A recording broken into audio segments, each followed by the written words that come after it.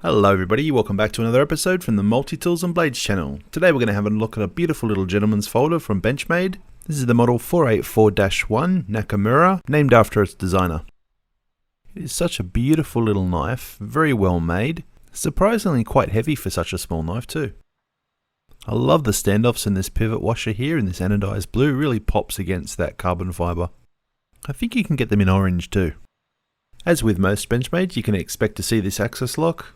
Ambidextrous, of course. It does a really good job of keeping the blade in place with that detent, but not too hard that it's difficult to open. It has a really nice blade shape. This is made from S90V steel. The blade has been stonewashed. That swedge on the top really draws your attention. The blade is very sharp out of the box. Very highly polished edge actually. You can definitely tell that a lot more care went into this than say what you'd find on a Griptilian. Black titanium liners without cutouts. That certainly does contribute to the extra weight. I wouldn't have minded if the liners were skeletonized. The carbon fibre scales are quite polished, nice and smooth. Don't really care for those little inserts though, but it does add to the aesthetics, I guess. Now for me, there is just one little drawback, and that's the size. When you have a look at my fingers and the finger choils, you'll see that it doesn't quite line up properly, which makes it quite an uncomfortable knife to use.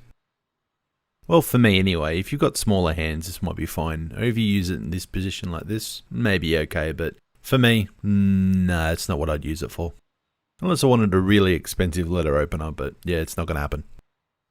You know, I'm surprised actually that Benchmade didn't make a bigger version of this. They do a pretty good job of doing different sizes of their knives, so. Nice aggressive jimping on the thumb rise. Just not enough meat there to get my thumb enough purchase. I'm a bit surprised that it doesn't fall freely like most of my other Benchmades. Look at that weird shape there where the blade goes above the lock. It's not something I'd usually scrunch my nose up at, but yeah, just sort of it looks out of place. It makes me think that there's a lot of things on this that are just for aesthetics and not practicality. And for that reason, it just takes something away from the knife.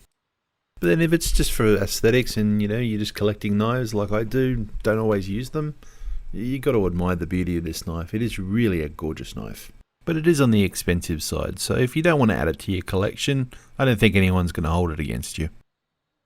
Well, that's another episode. Thank you for watching. Hope you've enjoyed the video. Don't forget to hit that like and subscribe button. Leave any comments. I'll try to answer them as quick as possible, and I'll catch you all next time.